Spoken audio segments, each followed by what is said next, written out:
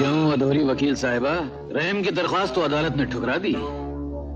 ये कत्ल खून के मुकदमे अच्छे अच्छों को समझ में नहीं आते, बड़े बड़े इसमें पुरानी चप्पल की तरह घल जाते हैं। तुमने क्या सोचा था कि ठाकुर गजेंद्र सिंह को शिकस्त देकर उसको 3 घाट का पानी पिला डालोगी?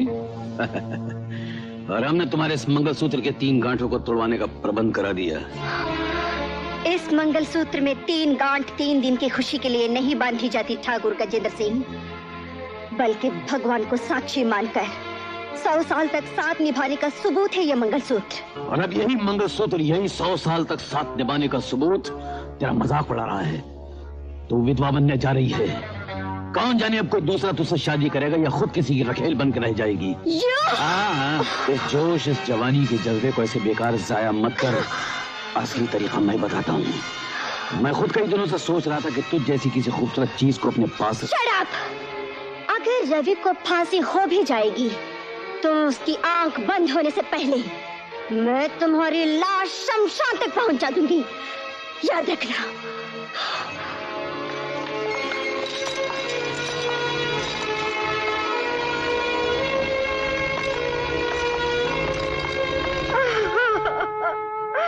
माँ जी, चुप हो जाइए माँ जी, चुप हो जाइए।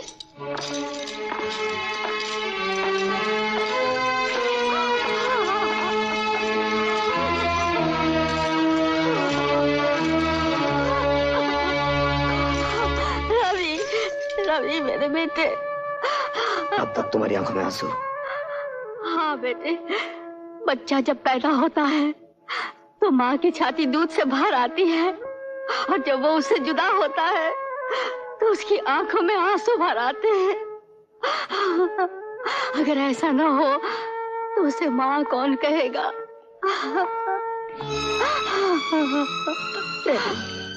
तुमने कानून को उसकी गलतियों का एहसास दिलाने के लिए नाटक खेला है। खुद शादी के बंधनों में बंधकर मुझे मौत के बंधन से आजाद कराना चाहती थी, लेकिन तुम हार गई भारती। अगर उस दिन शादी से पहले तुमने मुझे ना रोका होता तो मैं गजेंद्र का सर काटकर उसे हराम मौत मार दिया होता। कम से कम फांसी पर चढ़ने से पहले मेरे दिल को यह सुकून तो होता कि मैं एक बेगुनाह बेकसूर फांसी पर नहीं चढ़ रहा हूं, बल्कि एक शैतान को मौत के घाट उतार कर जा रहा हूं। भारती जी, जिस दिन आपने रवि के साथ शादी की, थोड़ी देर के लिए ये खबर सुनकर मेरे दिल को बहुत दुख हुआ। फिर मेरे रवि को दोबारा जिंदगी मिल रही है तो ये सोचकर उस दर्द को खुशी से भुला दिया। लेकिन अब मेरा रवि जिंदा नहीं रहेगा।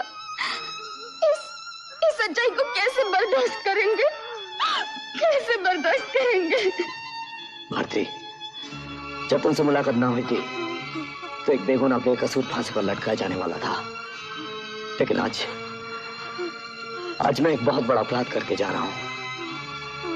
जानती हो अपराध क्या है?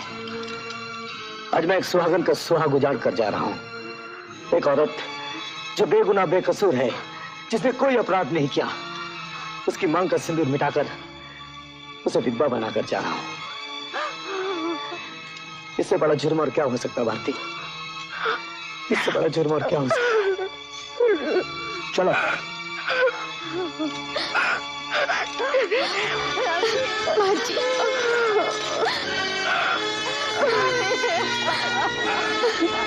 रवि भैया, दुनिया के उसूलों की गंगा उल्टी बह रही है। बेईमान मौज करते हैं और सच्चे को सूली पर चढ़ा दिया जाता है। अगर तुम जैसे इंसान को फांसी हो सकती है तो दुनिया के हर इंसान को फांसी दे देनी चाहिए। रवि भैया, हमारी मानो तो यहाँ से भाग जाओ, हम तुम्हारी मदद करेंगे। भाग जाओ रवि भैया, भाग जाओ। नादान बच्चों की तरह बातें मत करो। मेरे भाग जाने से मेरी सजा मनसूख नहीं हो जाएगी, कानून मेरा पीछा नहीं छोड़ेगा। और फिर भारती की जिंदगी का क्या होगा? रवि भैया, ये जमाना शराफत का नहीं, बेईमानी का है। यहाँ देवता नरक में झोंक दिए जाते हैं और शैतान को स्वर्ग में बिठाया जाता है। पुराने जमाने में यमराज के पीछे पड़कर उसके आगे दामन फैलाकर सावित्री ने अपने पति की जान बचाई। आज के दौर में सावित्री जैसी भारती किस किस यमराज के पीछे पड़ेगी, किस किस यमराज से तुम्हारी जान की भीख मांगेगी? अरे भगवान ने इंसान को मौत देने के लिए एक यमराज पैदा किया है, मगर यहाँ तो सभी यमराज हैं। ये दुनिया यमराजों की बस्ती है, फिर कौन रहम करेगा? जरा सोचो, कौन रहम करेगा, कौन रहम करेगा? रवि भैया सोचो, सोचो। एक बार फिर सोचो रवि भैया, कौन रहम करेगा? कौन रहम करेगा रवि भैया? कौन रहम करेगा? सोचो रवि भैया, सोचो सोचो, एक बार फिर सोचो रवि भैया।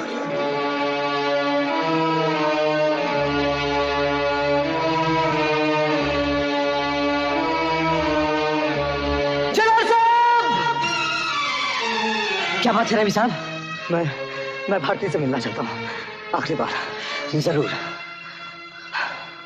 क्या बात करे रवि? हाँ भारती, इसके अलावा कोई रास्ता नहीं है। सिर्फ कानों से सुनकर फैसला करने वाली अदालत की आंखें खुलने का यही एक रास्ता है। ठीक है रवि, तुम्हारी बात सुनकर मेरी हिम्मत बढ़ गई। मैं अभी जाके एडवोकेट जनरल से बात करती हूँ। जब तक तुम मां नहीं बन जाती तब तक तुम्हारे पति को फांसी न दी जाए, क्योंकि तुम्हारे वारिस सिर्फ तुम्हारे पिता हैं, जो अंधे और बूढ़े हैं। एक औरत जात के लिए उसके पति के बाद उसकी औलाद ही सबसे बड़ा सहारा होती है। तुम इस पॉइंट पर मुकदमा लड़ सकती हो।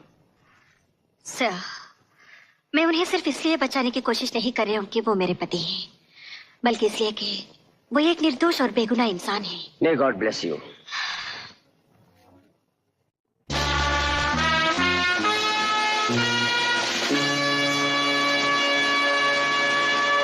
भारती बेकार की कोशिश कर रही है। प्रेसिडेंट उसे माफ नहीं करेंगे। क्यों नहीं करेंगे? क्योंकि रविशंकर ने इंटेंशनली जानबूझकर शादी की है। ये मालूम हो जाने पर प्रेसिडेंट मर्सी अपील कैसे मंजूर करेंगे? हो सकता है राष्ट्रपति रवि से ज्यादा भारती की जिंदगी और उसके भविष्य का ख्याल करके उस पर रहम करे। उसने रहम की दरखास्त में क्या लिखा है? यही लिखा है कि जब तक वो गर्भवती नहीं हो जाती और बच्चे को जन्म नहीं दे देती तब तक रवि की फांसी रोक दी जाए। वाह वाह, क्या पॉइंट पकड़ा। मुबारक हो बेटी, राष्ट्रपति ने तुम्हारी रहम की दरख्वास्त मंजूर कर ली है। तुमने सच्चाई के जज्बे से कानून को आवाज दी और कानून ने इंसाफ की जुबान में तुम्हें जवाब दिया। लेकिन बेटी, ये जीत सिर्फ तुम्हारी नहीं बल्कि कानून जिसके हाथों बेइंसाफी होने जा रही थी, उस कानून की भी ये जीत है। नो नो नो, ये नहीं हो सकता। तुम्हारी सुहागरात मेरे घर में मेरे सामने, इम्पॉसिबल, नामुमकिन। भारती, ये फांसी रवि को नहीं मुझे दी जा रही है। ये सरकारी हुक्म नहीं, मेरे साथ जुल्म है कि मेरे घर में फूलों की सेज पर वो खूनी मेरी मोहब्बत का लुटेरा मेरी महबूबा का साथ सुहागरात बनाए और मैं एक हुक्म के गुलाम की तरह बाहर खड़ा होकर पैरा देता रहूं। नेवा, ये कभी नहीं हो सकता। मैं जहर पीकर अपनी जान दे दूंगा, लेकिन ऐसा कभी नहीं करूंगा, नहीं करूंगा। मिस्टर कृपाल, इतना जोश अच्छा नहीं है। जोश नहीं, मेरे सीने में भड़कती हुई आग है कि मैं खुद अपने हाथों से तुम्हारी सुहाग रात की रस्म का इंतजाम करूं। नहीं, मैं ऐसा नहीं कर सकता। अगर तुम इनकार करोगे तो दूसरा ऑफिसर आ जाएगा। क्या रवि और भारती की सुहागरात मनाई जा रही है? हाँ जीजा जी, ये भारतीय लड़की बड़ी जिद्दी है, रवि को छुड़वा के रहेगी। हाँ, ये गजेंद्र सिंह जो अपनी फूंक से आसमान के सूरज को मामूली दिए की तरफ बुझाने की ताकत रखता है, उस गजेंद्र सिंह को मामूली लौंडिया क्या शिकस्त देगी और क्या रवि को छुड़ाएगी? कभी नहीं छुड़ा सकती, कभी नहीं।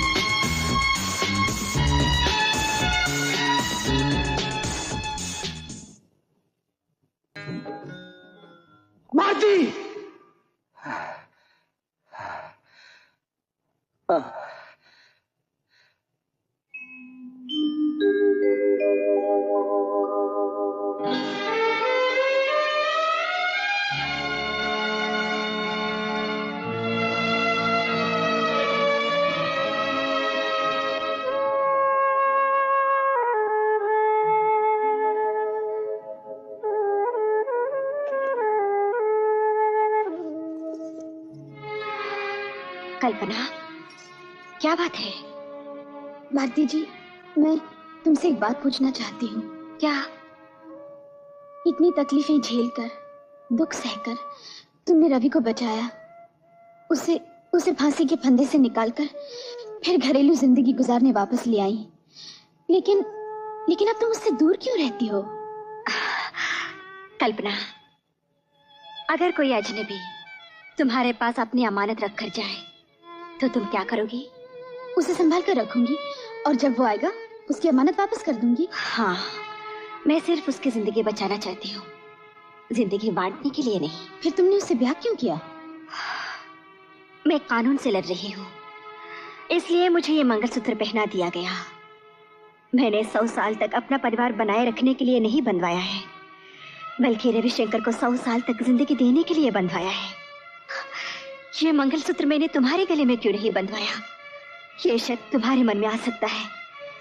अगर मैं इस केस में हार गई तो मेरा ये कदम एक लड़की का सुहाग उजड़ने का कारण बन जाएगा। इसलिए मैं नहीं चाहती कि ये मंगलसूत्र तुम्हारा हो। इसलिए ये तजुर्बा मैंने खुद अपने आप पर किया है। और फर्ज करो, अगर मैं जीत गई तो रविशंकर को तुम्हारे पति के रूप में मैं तुम्हारे हवाले कर दूंगी। रविशंकर तुम्हारी अमानत है, सिर्फ तुम्हारी।